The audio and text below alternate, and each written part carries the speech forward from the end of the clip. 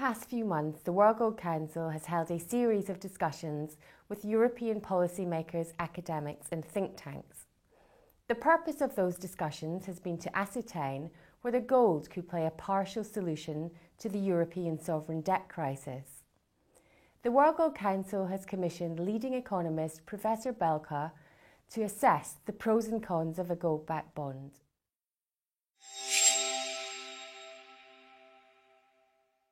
Professor Belka, the World Gold Council believes that gold has an important role to play in helping distressed Eurozone countries. Your research has looked into this. What have you found?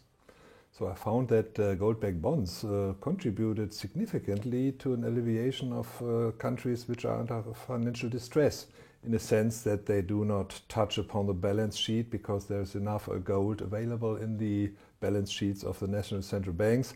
It's not inflationary and it gives time for the countries to push through their reform efforts. Your research finds that a gold-backed bond would be particularly beneficial for countries such as Portugal and Italy. Can you explain why that's the case?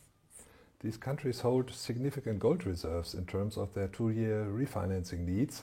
For instance, Portugal holds 30 percentage points of its needs, and we also found out that gold-backed bonds lead to lower interest rates, lower yields at about 4 percentage points.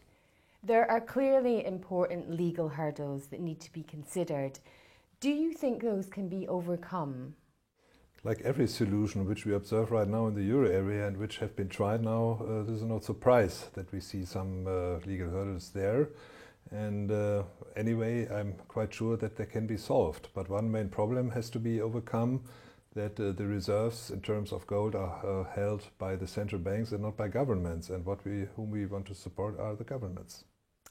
And finally, Professor Belka, how would a gold-backed bond compare to the other non-conventional monetary policy tools that are currently being used?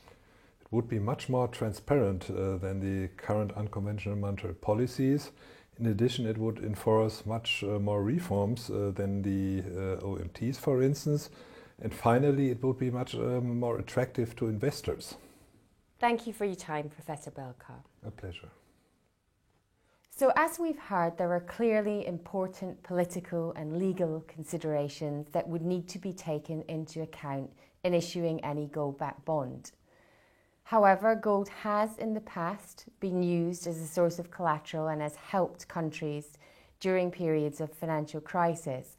And there would seem to be very good grounds for reinvestigating that use for gold today.